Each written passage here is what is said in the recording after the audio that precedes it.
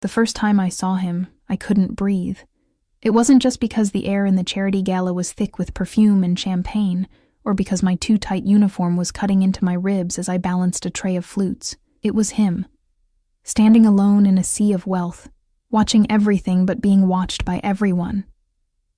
I'd been working double shifts at the catering company for 3 months to help pay off my father's medical bills. Tonight was supposed to be like any other, invisible in my black and white uniform, floating between guests like a ghost, collecting empty glasses and offering full ones. Nobody ever saw me. Not really. But he did.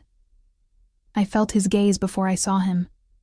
A prickling sensation at the base of my neck, like the air before a lightning storm. When I turned, there he was across the room, tall, broad-shouldered, impeccably dressed in a suit that probably cost more than my yearly rent. Dark hair, slicked back from a face that belonged on a Renaissance painting, all sharp angles and perfect proportions. But it was his eyes that held me. Obsidian, calculating, dangerous. "Glasses, Olivia. We need more glasses," my supervisor hissed as she passed, breaking the spell. I hurried toward the kitchen, feeling his stare burn into my back. Who was he? Not that it mattered.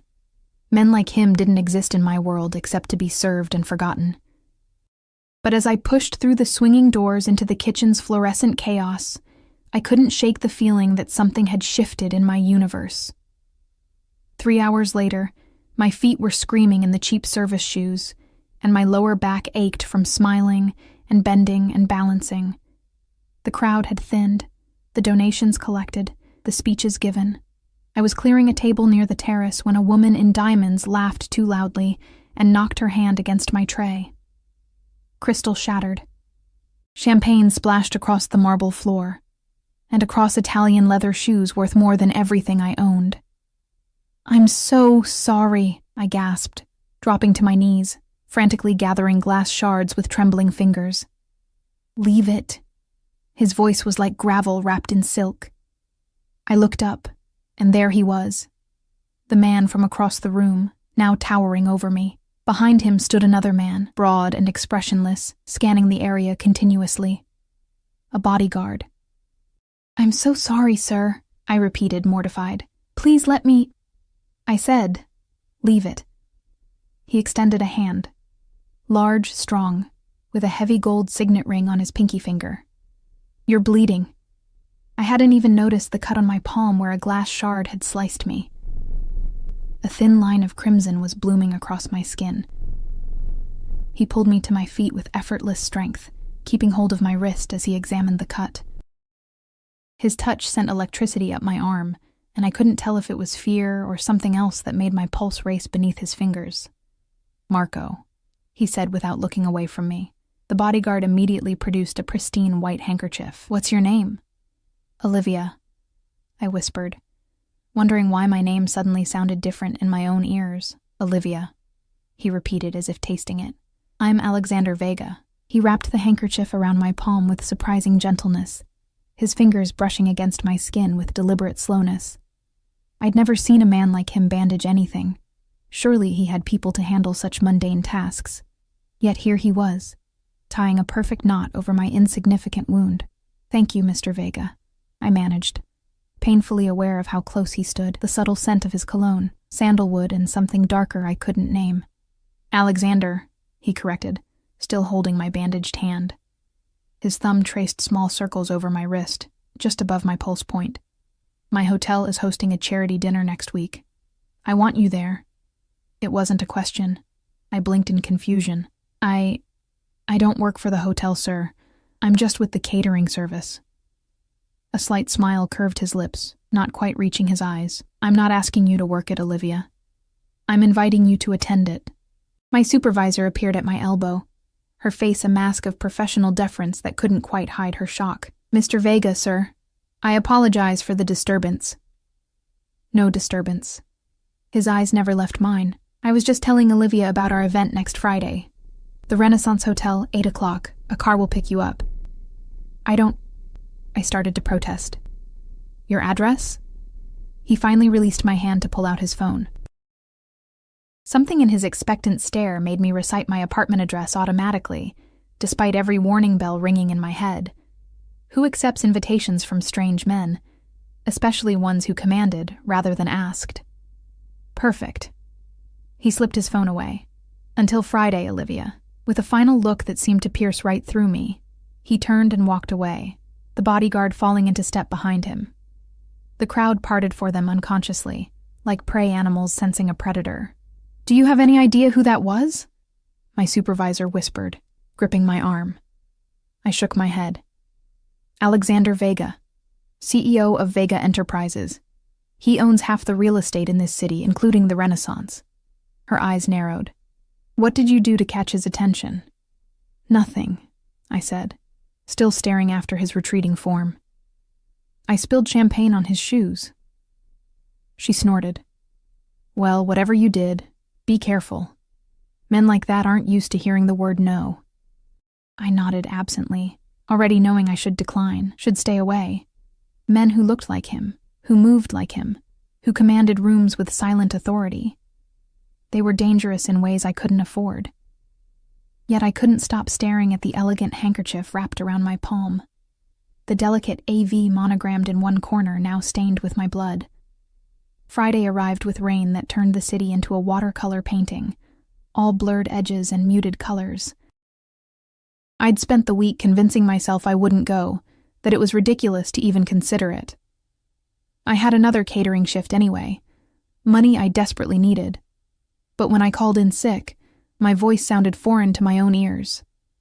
When I stood before my closet, examining the pitiful selection of worn clothes, I felt like a stranger in my own skin. The only decent dress I owned was a simple black one I'd worn to my mother's funeral 3 years ago.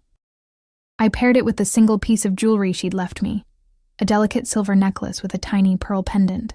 My reflection in the cloudy mirror looked exactly like what I was, a working-class girl playing dress-up. At precisely 7:30, my buzzer rang. Not the car service I'd half expected, but a man in a suit stood at my door. Not Marco, but similar in build and watchful demeanor. "Miss Olivia, Mr. Vega sent me to escort you." I hesitated at my own threshold, one foot in my safe, familiar world, and one about to step into something unknown. "Is there a problem?" he asked when I didn't move. "No," I said, making a decision I couldn't explain even to myself. "No problem." The car waiting outside was a gleaming black Bentley, absurdly luxurious against the backdrop of my rundown neighborhood.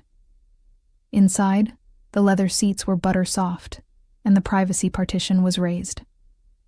I sat rigid, clutching my second-hand purse, watching raindrops race down tinted windows as we glided through the city toward downtown. The Renaissance Hotel loomed above the city skyline, all glass and golden light. The doorman bowed slightly as I was escorted through marble-floored lobbies toward a private elevator that required a keycard to operate. My escort swiped his card and pressed the button for the penthouse. "The dinner is being held in Mr. Vega's private residence," he explained, noticing my confusion. Alarm bells clanged in my head. Not a public charity dinner, but a private event? I should leave now. Make an excuse. Catch a bus home. Yet when the elevator doors opened directly into a stunning penthouse foyer, I stepped forward instead of back. The space was magnificent. Soaring ceilings, floor-to-ceiling windows showcasing the rainy city below, minimalist furniture that screamed money without trying. But most striking was the silence. No chatter of guests, no clink of glasses or background music. Just emptiness. "Where is everyone?" I asked, my voice small in the cavernous space. "Mr. Vega is on the terrace. He asked that you join him there." A glass door at the far end of the living room led to a covered terrace, protected from the rain but open to the night air, and there he was, leaning against the railing, staring out at his kingdom. He'd changed from a suit to dark trousers and a crisp white shirt, sleeves rolled up to expose strong forearms. A glass of amber liquid dangled from his fingers. He turned as I approached, and his eyes moved over me in a slow, deliberate assessment that made me feel both exposed and oddly powerful. "Olivia," he said, my name a caress in his mouth. "You came. You didn't give me much choice." The words slipped out before I could stop them. Instead of offense, amusement flickered across his face. "Everyone has choices." "Where are the other guests?" I asked, looking around the empty terrace. He took a step closer, There are no other guests. My heart skipped, then raced. I thought this was a charity dinner. I never said that. Another step. I said charity event. The event was last week. Tonight is just dinner. I should have been frightened. I should have turned and run, but something in his gaze held me there. A mixture of intensity and something else I couldn't name. That's deceptive, I said, surprised by my own boldness. Yes. No apology, no explanation. Just calm acknowledgement. Why am I here, Mr. Vega? Alexander, he corrected again. And you're here because I wanted to see you again. Because you interested me. Because I spilled champagne on your shoes. I meant it to sound light, but my voice trembled. He smiled then, a real smile that transformed his face from handsome to devastating. Because when everyone else in that room was trying desperately to be seen by me, you were trying not to be, because you have fire in your eyes even when you're afraid. And yes, he glanced down at my hand, where the cut was now just a thin red line. Because you spilled champagne on my shoes and apologized like it was a cardinal sin. He moved to a table set for two, pulled out a chair. Have dinner with me, Olivia. Just dinner. Then if you want to leave, my driver will take you wherever you want to go. I should say no. Every instinct screamed it, but as the rain fell around us and the city lights blurred below, I found myself moving toward the chair, toward him. Just dinner, I agreed, letting him push in my chair. His hand brushed my shoulder as he moved away. A touch so light it might have been accidental, if not for the way his eyes darkened when I looked up at him. Just dinner, he echoed, but his voice held a promise that made me shiver. For now. And as he took his seat across from me, I had the distinct feeling I'd just made a deal whose terms I didn't fully understand. Dinner with Alexander Vega was unlike anything I'd experienced. Crystal glasses, silver cutlery that felt heavy in my hands, and food I couldn't pronounce served on china so delicate it seemed to float. But what struck me most was how carefully he watched me, how his eyes followed every movement as if cataloging my reactions for future reference. Tell me about yourself, Olivia, he said, pouring wine into my glass without asking if I wanted it. There's not much to tell, I answered, suddenly self-conscious of my ordinary life. I work 2 jobs. I rent a small apartment. I'm trying to put myself through community college. And your family? I hesitated, the familiar ache returning. My mother died 3 years ago, cancer. My father had a stroke last year. He's in a care facility now. Something shifted in Alexander's expression. A softening around the edges. That's why you work so hard. The medical bills. It wasn't a question. I wondered how much he already knew about me. Whether he'd had me investigated after our first meeting. The thought should have terrified me. Not everyone has a safety net, I said simply. He nodded, swirling the wine in his glass. I understand more than you might think. I wasn't born into this. He gestured to the luxury surrounding us. I built it. How? I asked, genuinely curious. A shadow crossed his face, 1 brick at a time, making choices others wouldn't, taking risks others feared. He leaned forward. Tell me, Olivia, what do you want from life? Not what you think you can have, what you truly want. The question caught me off guard. I'd spent so long in survival mode that dreams seemed like luxury items I couldn't afford. Security, I finally said. Enough money that I don't panic when an unexpected bill arrives. A degree. Maybe my own little business someday. Small dreams, he murmured, but not unkindly. Realistic ones, I countered. His lips curved. What if they didn't have to be realistic? What if you could dream bigger, reach higher? He reached across the table, his fingers brushing mine. What would you want then? The contact sent electricity up my arm. I don't play games I can't win, Mr. Vega. Alexander, he corrected automatically. And maybe you've never had the right teammate. There was something hypnotic about him, the intensity of his focus, the way he made me feel like the only person in the world. Warning bells rang distantly in my mind, but his gravity pulled stronger. After dinner, he led me to the edge of the terrace where the city sprawled below us like a carpet of stars. Beautiful, isn't it? He said, standing close enough that I could feel his heat. All those lights, all those lives. Do you ever feel lonely up here? I asked impulsively. Above everyone else? He turned to look at me, something unreadable in his expression. Perceptive, he murmured. Yes. The higher you climb, the thinner the air becomes. Fewer people can breathe at this altitude. Is that why I'm here? You needed company? His laugh was unexpected, deep and genuine. You're not easily flattered, are you, Olivia? Good. I despise sycophants. He moved closer, one hand coming to rest at the small of my back. You're here because you're different, because you look at me and see a man. Not a bank account or a stepping stone. You don't know what I see, I said, my voice barely above a whisper. Then tell me. His face was inches from mine now, his eyes holding me captive. What do you see when you look at me, Olivia? The truth tumbled out before I could stop it. Danger. Instead of being offended, he smiled, slow and predatory. Smart girl. His hand moved from my back to my face, thumb brushing over my cheekbone. You should be afraid. You should walk away right now. But he was leaning closer, and I wasn't moving. Why?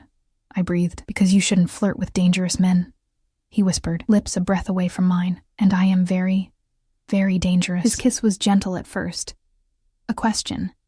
An opportunity to pull away, but when I didn't, something unleashed in him. His arms encircled me, pulling me against his chest as the kiss deepened, became hungry, demanding. My hands found their way to his shoulders, feeling the coiled strength beneath fine cotton. When he finally broke away, we were both breathing hard, and the look in his eyes made my knees weak. Possessive, triumphant, and still hungry. I should go, I said, though everything in me wanted to stay. He nodded, though his arms didn't loosen. If that's what you want. It's what I should want. His smile was knowing. But not what you do want. I pulled away reluctantly. I barely know you. Then know me, he said simply. Have dinner with me again tomorrow night. It wasn't really a question, but this time I didn't mind. All right, I agreed, tomorrow. As promised, his driver took me home. I sat in the back of that luxurious car, feeling like Cinderella returning from the ball, wondering if the magic would fade by morning. But when I reached into my purse for my keys, I found a small box I hadn't put there. Inside, nestled in black velvet, lay a delicate silver bracelet with a single charm, a tiny key. Beneath it, a card with elegant handwriting, until tomorrow. A sleep eluded me that night, my mind replaying every moment, every touch, every word. Who was Alexander Vega really? What did he want from me? And why did warnings feel so much like excitement when I thought of him? Morning brought no clarity, but it did bring reality crashing back. My phone rang with a call from my father's care facility, a billing issue that needed immediate attention. By afternoon, I was sitting across from the facility's administrator, being gently but firmly informed that they needed payment, or my father would have to be transferred to a state facility. But I've been making the payments, I protested, panic rising. I sent last month's check 2 weeks ago. The administrator's sympathetic expression didn't waver.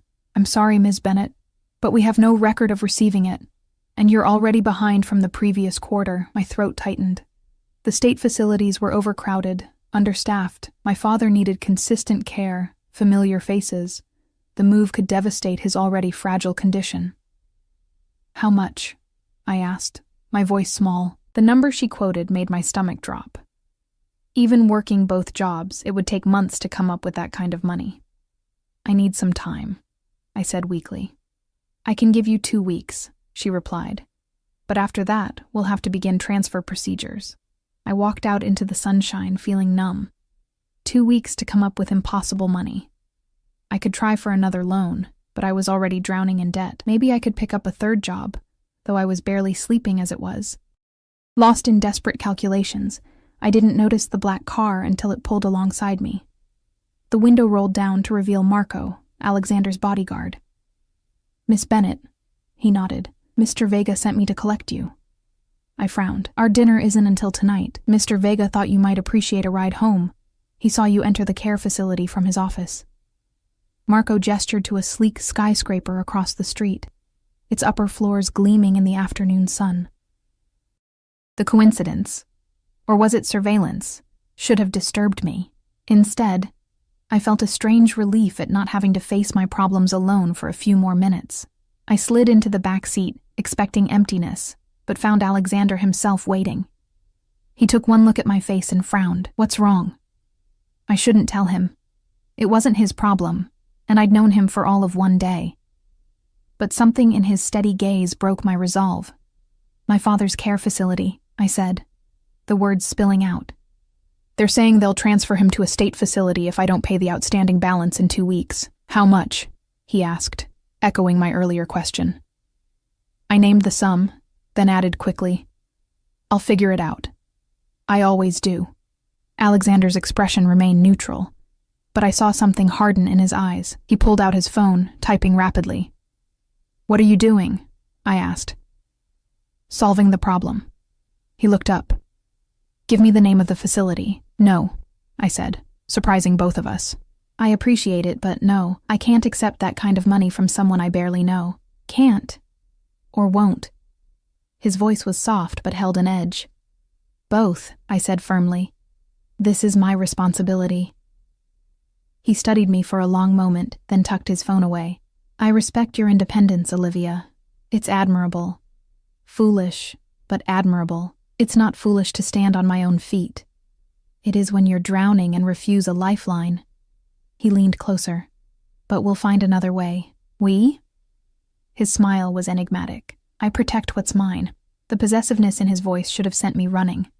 Instead, it sent heat coursing through me. I'm not yours, I said. But my protest sounded weak even to my own ears. No? He reached out, fingers brushing the silver bracelet I'd put on that morning.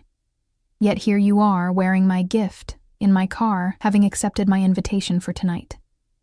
What would you call it? I had no answer for him. Come, he said, changing the subject smoothly. I have something to show you before dinner. The car took us not to the hotel, but to an upscale office building downtown. Alexander guided me through a private entrance, his hand at the small of my back, both protective and possessive. Security guards nodded deferentially as we passed. In the elevator, he used a key to access the top floor. What is this place? I asked, as we stepped into a luxurious reception area with Vega Enterprises displayed prominently on the wall. My company headquarters, he replied, leading me through to a corner office with windows on 2 sides. The office was a study in understated power. Dark woods, leather furniture, and not a single personal photo. Just awards, business magazines with his face on the cover, and a few abstract sculptures that probably cost more than my entire life.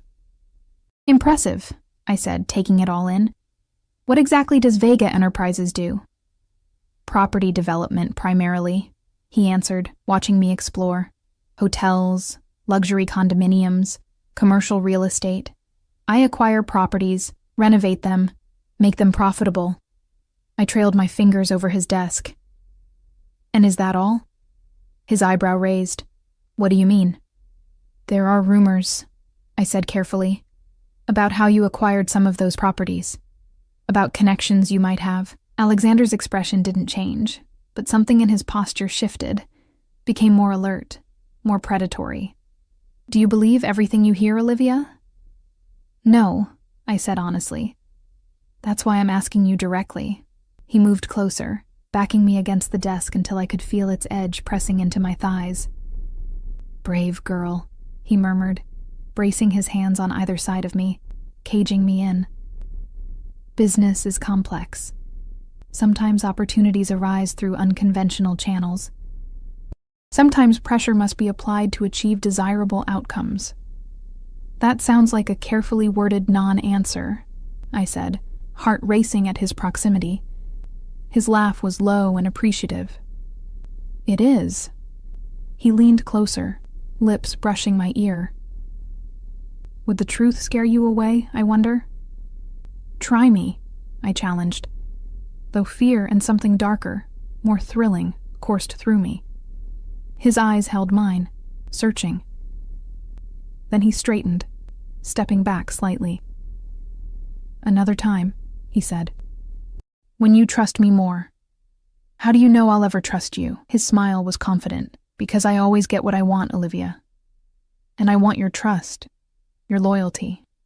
His gaze dropped to my lips, all of you. The intensity of his words left me breathless. Who was this man who spoke of possession as if it were his right, and why did part of me want to surrender to it? Come, he said, extending his hand. I have dinner reservations at a place I think you'll enjoy. As I placed my hand in his, I couldn't shake the feeling that I was stepping further into a beautiful cage, one I wasn't entirely sure I wanted to escape.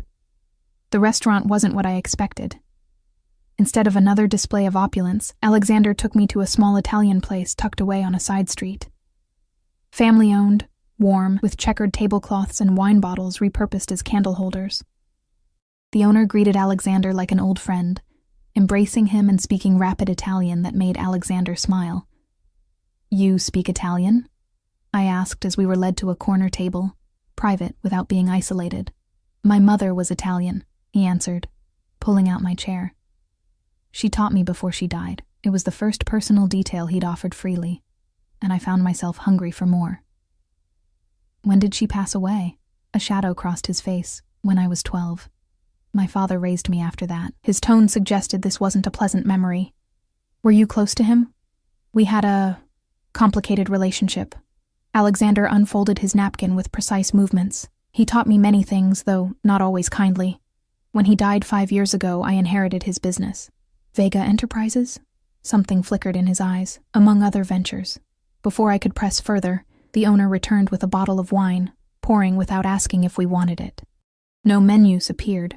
Apparently, Alexander had already arranged everything.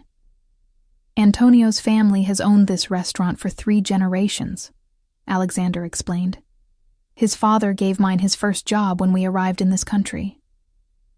I tried to picture Alexander as an immigrant child, but the image wouldn't form. He seemed so intrinsically powerful, as if he'd been born to command. You don't seem like someone who'd have humble beginnings, I said, before I could stop myself. Instead of offense, his expression showed appreciation. Most people are too intimidated to make such observations. I'm learning that I should be intimidated by you, but I'm not quite there yet. His smile was slow, dangerous. Let's hope you never get there. He leaned forward. I enjoy your honesty, Olivia. It's refreshing. The food arrived. Simple but exquisite dishes that weren't on any menu I could see. As we ate, Alexander asked about my studies, my dreams, my father's condition. He listened with genuine interest, occasionally offering insights that revealed a surprisingly deep understanding of medicine and elder care. You know a lot about stroke recovery, I observed. I make it my business to understand things that matter. His gaze held mine, and right now, what matters to your father matters to you. The implication was clear. What mattered to me now mattered to him. It was both flattering and unsettling, this intensity of focus after knowing me for so little time. As the evening progressed, I found myself relaxing, laughing at his dry humor, sharing stories I rarely told. It felt dangerously easy to be with him, like slipping into warm water without testing the depth first. Why me? I asked finally, the question that had been burning since he first approached me. You could have anyone. Why choose a struggling waitress with more problems than prospects? Alexander considered me over his wine glass.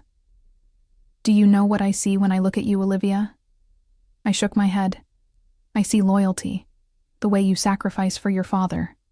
I see determination, working multiple jobs while studying. I see beauty you don't even recognize. His voice deepened. And I see something untamed beneath your careful exterior. Something that matches what's in me. His words wrapped around me like silk ropes. And what's in you? Hunger, he said simply. For more than this world readily offers, the willingness to take it. A shiver ran through me. That sounds dangerous. It is. No denial, no softening of the truth. But danger and reward often walk hand in hand. After dinner, we strolled along the waterfront. The night was cool, and Alexander draped his jacket over my shoulders without asking. It carried his scent. That sandalwood cologne, and something uniquely him. I had them look into your father's situation, he said casually as we walked. I stopped short. What? When? This afternoon. While you were freshening up before dinner, anger flared. I told you not to. I didn't pay the bill, he interrupted, holding up a hand. I respected your wishes, but I did have my people investigate. His expression hardened. The facility has been overcharging you, Olivia, and that check you sent? It was received and cashed. Someone skimming. My anger transformed to shock. That's impossible. They're a reputable place. The administrator you spoke with today was hired 3 months ago. She has a history of similar behavior at other facilities, small enough amounts that desperate families pay rather than fight. How could you possibly know all this already? His smile was cold. I have resources, connections. What kind of connections uncover financial fraud in hours? I pulled away slightly, studying him. Who are you really, Alexander? He caught my hand, thumb tracing over my pulse point. I told you I was dangerous. That's not an answer.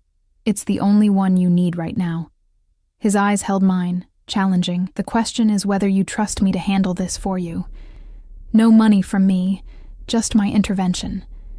The facility will discover their accounting error tomorrow. Your father will remain where he is, with the care he needs. I should have been appalled at his presumption, at the obvious display of power and control. Instead, relief washed through me, followed by gratitude so intense it frightened me. Why would you do this for me? He stepped closer, one hand coming up to cup my cheek. Because you're mine now, Olivia. Whether you've accepted it yet or not, and I protect what's mine. There it was again. That possessiveness that should send me running, but instead sent heat pooling low in my belly. His thumb brushed over my lower lip, and I found myself leaning into his touch, craving more. I should be scared of what you're saying, I whispered. But you're not, he observed, eyes darkening as he felt my quickened breath against his hand. No, I admitted. I'm not. His kiss was different this time, claiming, consuming. My back met the railing as he pressed against me, one arm circling my waist while his other hand tangled in my hair. I melted into him, all reason drowned by the heat of his mouth, the solid strength of his body against mine. When we broke apart, both breathing hard, something had shifted between us, a decision made without words. Come home with me, he said, his voice rough with desire. I hesitated only a moment before nodding. Yes. The drive back to his penthouse passed in a blur of anticipation and stolen kisses. In the elevator, he pressed me against the wall, his hands exploring with possessive intent that left me gasping. When the doors opened directly into his foyer, he lifted me effortlessly, carrying me through the dimly lit apartment to his bedroom. What followed was a night of passion, unlike anything I'd experienced.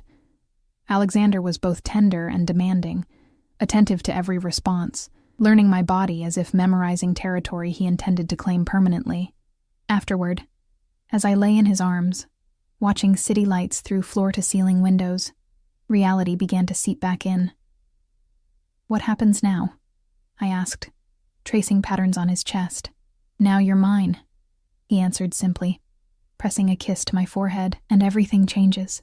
That's not very specific, I murmured, even as warmth spread through me at his words. He chuckled, the sound vibrating under my ear. Tomorrow, your father's billing issue will be resolved. By the end of the week, the administrator who tried to defraud you will be looking for new employment. And you, he tilted my chin up to meet his gaze. You won't need to work those catering jobs anymore. I stiffened. I'm not looking for a sugar daddy, Alexander. Good, because I'm not offering to be one. His expression was serious now. I'm offering partnership, security, protection. In exchange for what? His smile was slow, sensual. Loyalty, discretion. Your presence in my life and my bed. It sounded archaic, possessive, controlling. It should have offended me. Instead, it offered a kind of clarity I hadn't realized I craved. I still want to finish my degree, I said, testing boundaries. Of course. I admire ambition. He traced my collarbone with one finger. But you'll move in here. The commute from your apartment is impractical. I sat up, clutching the sheet to my chest. Move in? Alexander, We've known each other for 2 days, and yet here you are in my bed." His expression was unapologetic. "I know what I want, Olivia. I don't waste time once I've decided." "And what if I need more time?" He considered this, then nodded once. "A week. Take a week to consider. But during that time, stay here with me. See what life could be like." It was still moving impossibly fast, but something in me responded to his certainty, his clear vision of what he wanted. And truthfully, the thought of returning to my dingy apartment, my exhausting routine, felt suddenly unbearable. "All right," I agreed, 1 week. He pulled me back into his arms, satisfaction evident in every line of his body. "You won't regret it." The week that followed was surreal. As promised, the care facility called to apologize for their accounting error, assuring me that my father's place was secure and previous payments had been properly credited. Alexander's driver took me to my apartment to collect clothes and essentials, though Alexander insisted on ordering an entire new wardrobe that began arriving in boxes the very next day. I tried to maintain some independence, still attending my classes, visiting my father daily, but Alexander's world was seductive. The luxury, the ease, the way doors opened and problems dissolved with a single call from him. On the 3rd day, I returned from class to find a strange man in expensive Italian leather shoes waiting in the penthouse living room. He stood when I entered, eyes assessing me coldly. "You must be Olivia," he said, his accent vaguely Eastern European. Alexander's new friend. Something about his tone made my skin crawl. "And you are?" "Nikolai Petrov." He didn't offer his hand. "I work with Alexander on certain business matters." Before I could respond, Alexander emerged from his office, his expression darkening when he saw us together. "Nikolai," he said, voice deceptively calm. "I believe our meeting was finished. Just introducing myself to your lovely companion." Nikolai's smile didn't reach his eyes. "Ensuring she understands the particular nature of your business." Alexander moved to my side, arm sliding possessively around my waist. "Olivia is not your concern. Everything that touches the organization is my concern," Nikolai replied, the pretense of pleasantry dropping. "Especially potential vulnerabilities." I felt Alexander tense beside me. "Careful, Nikolai. You're overstepping." The air crackled with tension. Nikolai glanced between us, then shrugged elegantly. "Just looking out for our mutual interest, brother. Family first, yes? Brother?" I looked at Alexander in confusion, but his expression revealed nothing. "We'll continue this discussion later," Alexander said, in private. Nikolai inclined his head slightly, then turned to me. "Lovely to meet you, Olivia. I'm sure we'll be seeing more of each other." His smile sent ice down my spine. "Welcome to the family." As he left, Alexander's grip on me tightened almost painfully. "What was that about?" I asked once the elevator doors closed. "He called you brother. Is he your family?" Alexander's jaw tightened, not by blood, by business. He turned to me, expression inscrutable. "There are aspects of my life I haven't shared with you yet, Olivia. Complications." "What kind of complications?" He hesitated, something I'd never seen him do before, the kind that make relationships difficult. Fear mingled with curiosity. "Are you married? Is that it?" He actually laughed, though the sound held little humor. "No, nothing like that. I'm talking about my business interests. They're more diverse than I initially explained." I remembered my earlier suspicions, the rumors I'd heard. "You're not just a CEO, are you?" His eyes held mine for a long moment. "No," he finally said. "I'm not." Alexander led me to the sofa, his movements measured and controlled. I could feel tension radiating from him as we sat, a careful distance between us. "My father was Salvatore Vega," he began, watching my face closely. "Does that name mean anything to you?" I shook my head. "He came to this country from Sicily in the 1970s. He started with nothing, working in restaurants like Antonio's. But he had ambitions." Alexander's voice took on a different quality, harder and more distant. "By the time I was born, he had established himself as the head of one of the most powerful crime families on the East Coast." My breath caught. Crime family. The words hung in the air between us, confirming suspicions I'd tried to ignore. "You're in the Mafia," I said, the words sounding surreal even as I spoke them. I inherited my father's organization, yes, he answered with disturbing calm. The legitimate businesses, the hotels, the real estate, they're all real. But they're only part of what I control. I should have been running for the door. Instead, I found myself asking, what's the rest? Protection rackets, gambling, some controlled substances. His eyes never left mine. I've moved us away from the more violent enterprises my father favored. Modernized operations. But at its core, it's still what it's always been, a family that operates outside conventional law. And Nikolai, my father's right-hand man, had a son. We were raised together after my mother died. He expects to inherit everything if I don't produce an heir. Alexander's smile was cold. He's ambitious, impatient. My mind raced, connecting dots I'd previously ignored. The bodyguards, the way people deferred to him, the mysterious connections that uncovered fraud in hours, the care facility administrator. I said slowly, what's going to happen to her?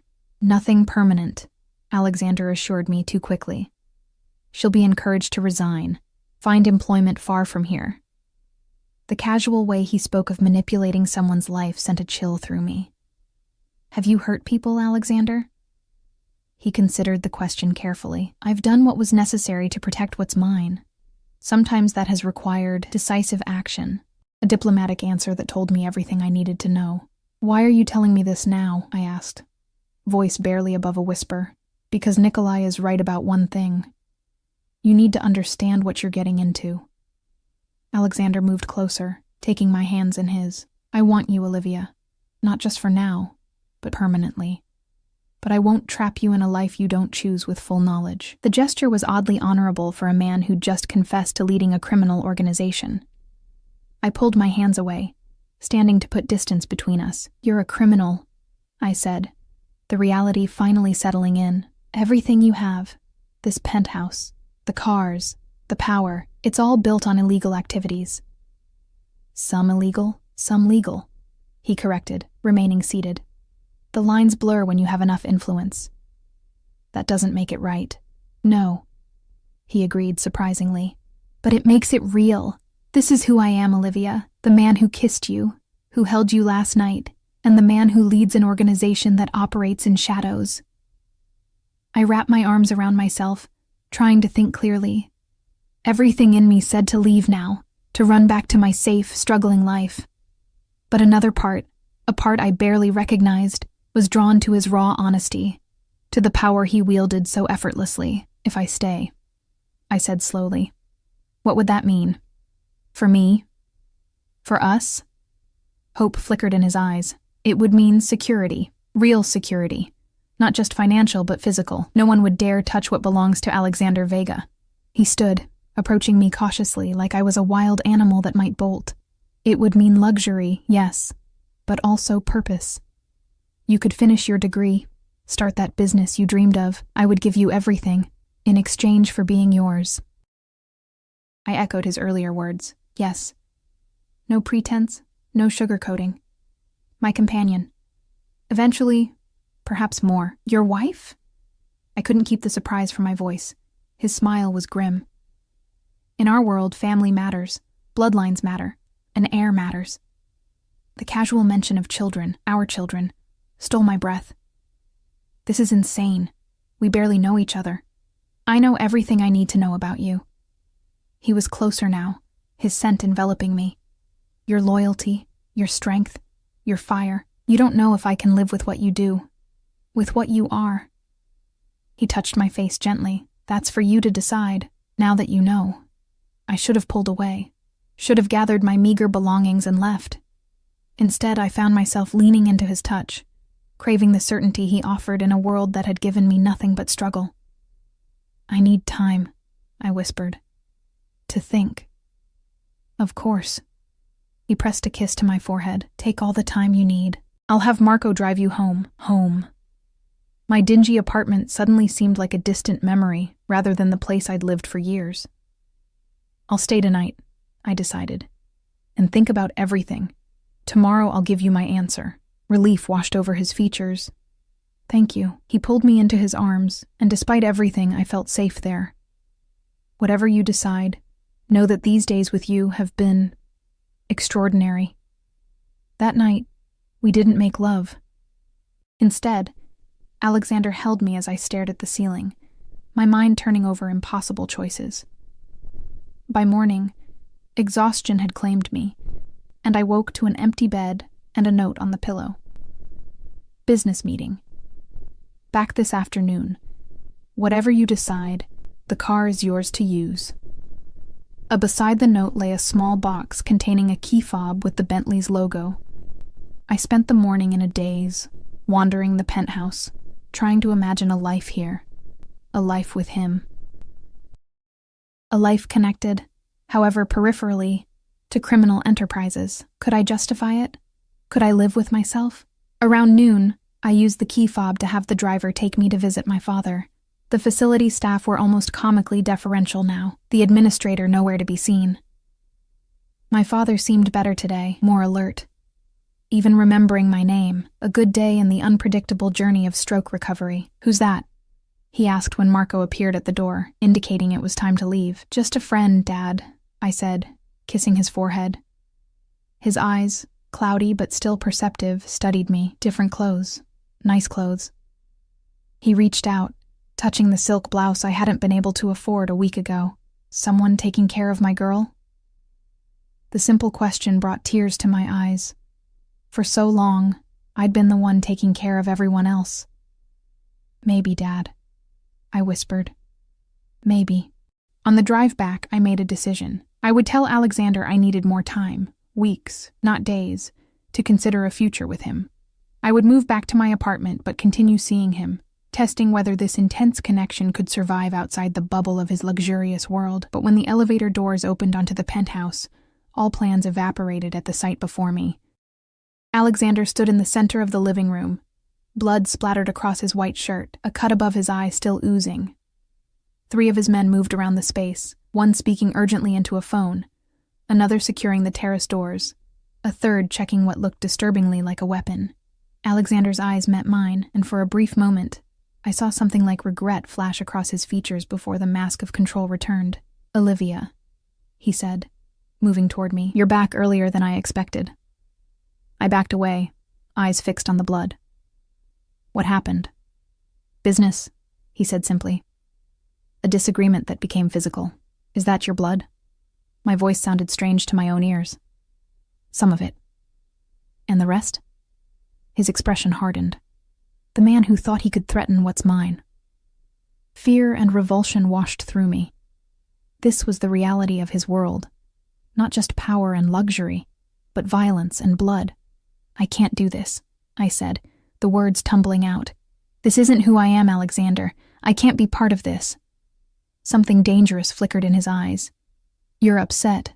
Understandable. Let me clean up and we'll talk." "No." I shook my head, backing toward the elevator. "I'm leaving. Now." He moved with surprising speed, placing himself between me and the exit. "Olivia, listen to me. What you saw, this isn't typical. There are aspects of my business that sometimes require force, yes. But this isn't your concern, your world. But it's yours," I countered. "And if I'm with you, it becomes mine too." Tears threatened, but I blinked them back. I thought I could compartmentalize, separate the man I was falling for from what he does. But I can't. Pain crossed his features, so raw and genuine it nearly broke my resolve. "Don't make a permanent decision in a moment of shock," he said quietly. "Give it time. Give us time." "I need to go home." I tried to move past him. His hand caught my arm, not roughly, but firmly. "The man who threatened me today did so because of you." I froze. "What?" "Nikolai has been spreading rumors that I've become weak, distracted, because of you." Alexander's grip tightened slightly. "He's organizing against me. If you leave now, it validates his claims. So I'm supposed to stay to protect your reputation?" Anger cut through my fear. "As what? Your possession?" "As my choice," he corrected, his voice low and intense. "As the woman I've chosen above all others. You don't even know me. I know enough." His free hand came up to cup my face. I know you're loyal and fierce and braver than you realize. I know you've shouldered burdens alone that would crush most people, and I know that when I'm with you, I feel something I've never felt with anyone else." His words wrapped around me like silk chains, seductive in their intensity. For a moment I wavered. "I can't," I whispered. "Not like this." Something shifted in his expression. A hardening, a decision made. "I understand." He released me, stepping back. "Marco will drive you home." The sudden capitulation surprised me. "Just like that?" "I told you I wouldn't trap you in a life you don't choose." His voice was controlled again, distant. "I'm a man of my word." Relief mingled with an unexpected sense of loss. I nodded, unable to speak past the lump in my throat. "Your father's care is secured for the next year," he continued in that same detached tone. "Consider it a parting gift. No strings attached." Tears spilled over at that. Even now, he was thinking of my needs, my burdens. "Thank you," I managed. "One last thing." He moved to his desk, wrote something on a card, and extended it to me. "If you ever need me, for anything, call this number. Day or night." I took the card, our fingers brushing. The contact sent the same electricity through me it had from the first moment, undiminished by all that had happened. "Goodbye, Alexander," I said softly. His eyes held mine, burning with emotions too complex to name. "For now," he replied, and it sounded like both a concession and a promise. As the elevator doors closed between us, I felt as though I was leaving a part of myself behind. A part I hadn't known existed until Alexander Vega awoke it. A part drawn to power and darkness, and the dangerous certainty he embodied. I told myself it was for the best, that I was choosing safety, morality, a normal life. But as Marco drove me back to my small apartment, back to my struggle and solitude, I couldn't shake the feeling that I was running from the most real thing I'd ever experienced. 3 weeks passed like a strange dream. I returned to my life, work, classes, hospital visits, but everything felt hollow, as if I were moving through a parallel universe where colors were dimmer and sounds muted. The only evidence that my time with Alexander hadn't been pure fantasy was the silver bracelet I couldn't bring myself to remove, and the card with his number that I kept in my wallet, but never called. True to his word, my father's care was secured. The new administrator was professional and kind, never mentioning the accounting errors of her predecessor. I wondered sometimes what had happened to the woman who tried to defraud us, but then decided some questions were better left unanswered. My catering job took me back without comment, though I noticed I was never assigned to high-profile events anymore. Alexander's influence, no doubt, keeping me away from his world even as I'd removed myself from it. The thought brought both relief and a peculiar ache. I threw myself into my studies, working double shifts to make up for lost time. If I exhausted myself enough, I didn't dream of him at night. Didn't remember the feel of his hands, the intensity of his gaze, the impossible safety I'd felt in his arms despite knowing exactly what he was. Then came the night that changed everything.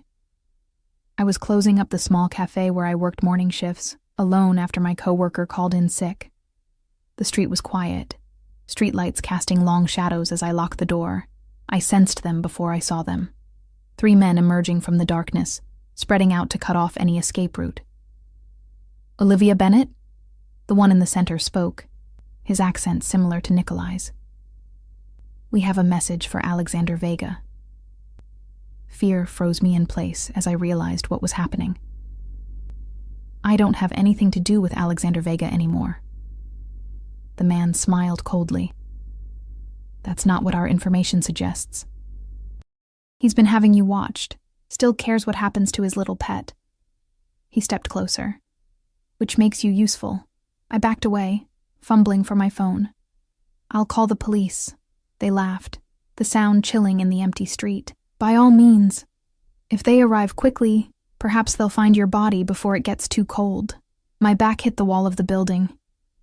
There was nowhere to run, no one to hear if I screamed. In desperation, I reached into my bag, bypassing my phone for the card I'd carried for weeks. As they advanced, I pressed the number with trembling fingers. It rang once before connecting. "Olivia." Alexander's voice, tense and alert despite the late hour. "Alexander," I gasped. "There are men." "Where are you?" The question was sharp, urgent. "Outside the cafe.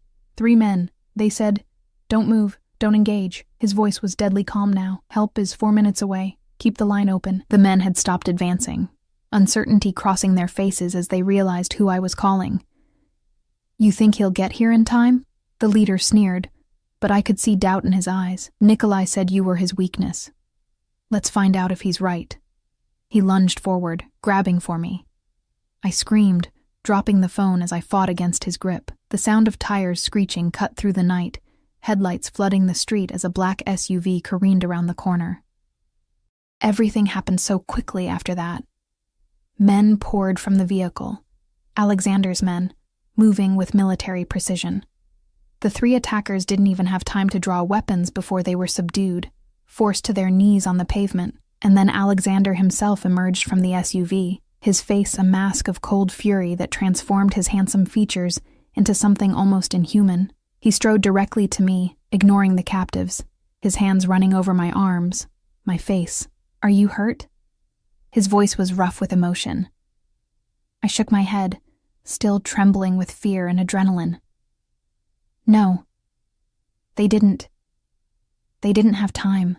Relief washed over his features, immediately replaced by rage as he turned to the kneeling men. He approached the leader, who now looked terrified. "Nikolai sent you?" It wasn't really a question. The man nodded jerkily, just to scare her, to send a message. Alexander's fist connected with the man's jaw, the crack audible in the quiet street. "Consider this my reply." He straightened, addressing one of his men. "Take them to the warehouse. I'll deal with them later." The calm way he said it sent ice through my veins. These men would die tonight because of me. "Alexander," I said, finding my voice, "don't." He turned, surprise evident on his face. "Don't kill them," I clarified, scarcely believing I was saying the words. That's not who I want you to be." Something complex moved across his features. Anger, confusion, and something like hope. "They would have hurt you, Olivia. Killed you to get to me." "I know." I stepped closer, placing a hand on his arm. "But if you kill them, Nikolai wins. He proves you're exactly what he says you are. Ruled by emotion. Compromised." Alexander studied me for a long moment, then nodded sharply to his lieutenant. "Change of plans. Deliver them back to Nikolai. Alive but instructed. Make sure he understands the consequences if he ever comes near what's mine again." The men were bundled into a second vehicle that had arrived silently during our exchange. As it pulled away, Alexander's attention returned fully to me, his hands framing my face. "You called me," he said, something like wonder in his voice. "I didn't know what else to do." "You could have called the police." I shook my head. "They wouldn't have made it in time, and they wouldn't have understood who sent them. Why they were here. Because of me." Self-recrimination darkened his expression. "Because I couldn't let you go completely. Couldn't stop watching over you even from a distance. You've been having me followed?" I should have been angry, but all I felt was a strange, twisted comfort. "Protected," he corrected. "From a distance. Respectfully." We stood in silence for a moment, the night air cool against my heated skin. Then Alexander seemed to make a decision. "Come with me," he said, gesturing to the waiting SUV. "Just to talk.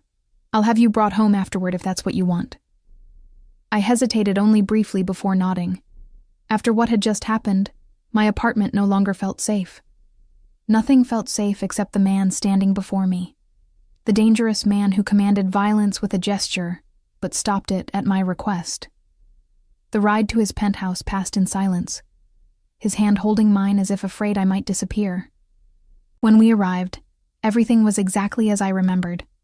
The sleek furniture, the panoramic windows, the sense of rarefied air, but Alexander himself seemed different.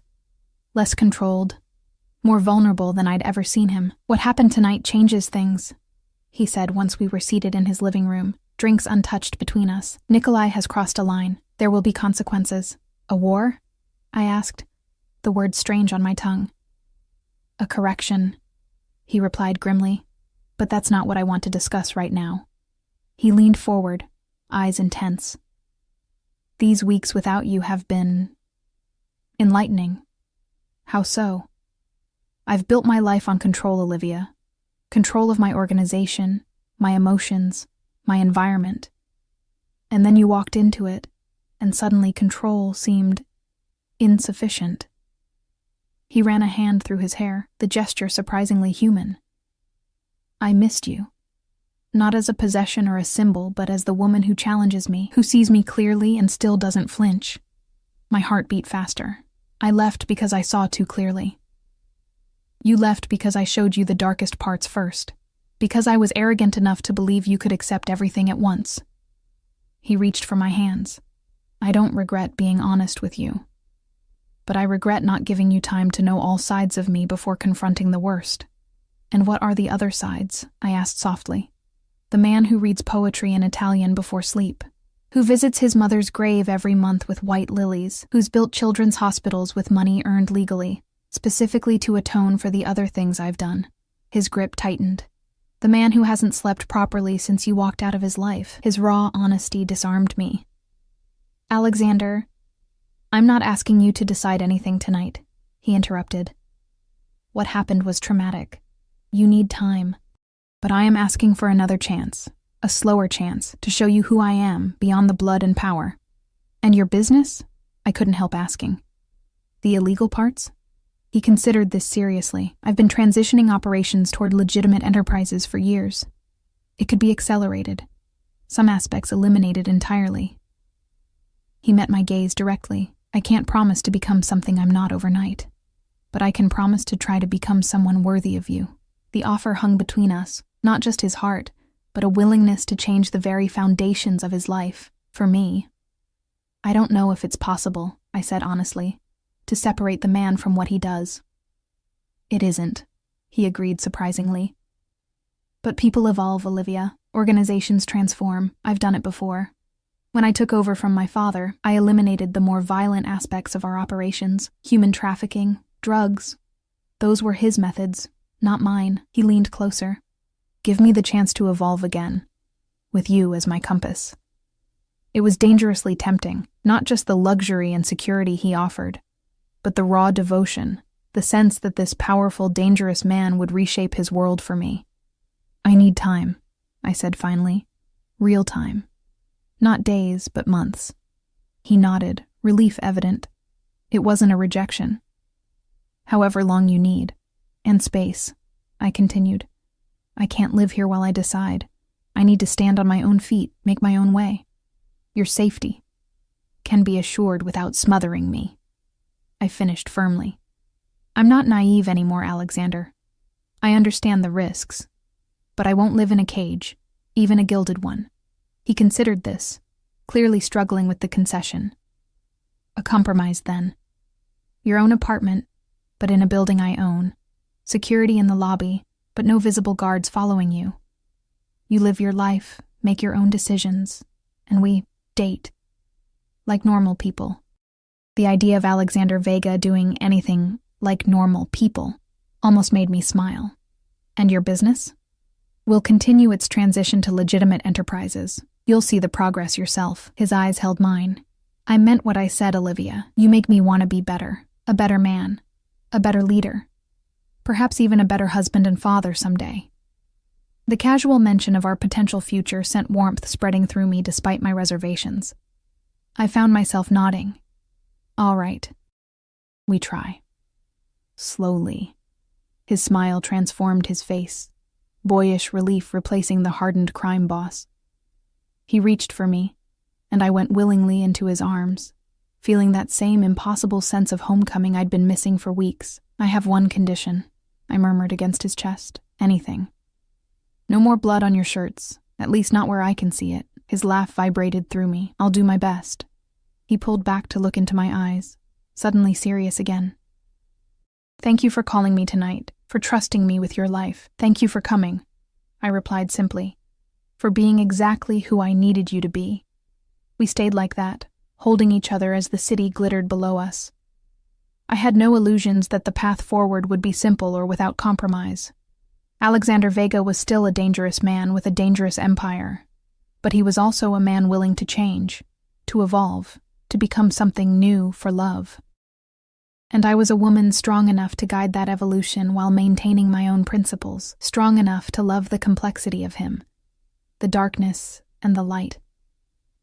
As his lips found mine, sealing our new beginning with a kiss that held both passion and promise, I knew that whatever came next would be extraordinary, difficult, complicated, sometimes frightening, but never ordinary, never half-lived.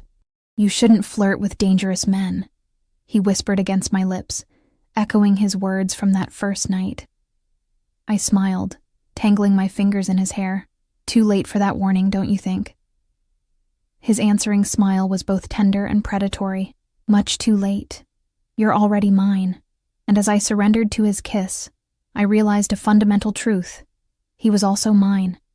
The Mafia boss, the businessman, the lover, the protector. All of him, for better or worse. And somehow, against all odds and wisdom, that felt exactly right.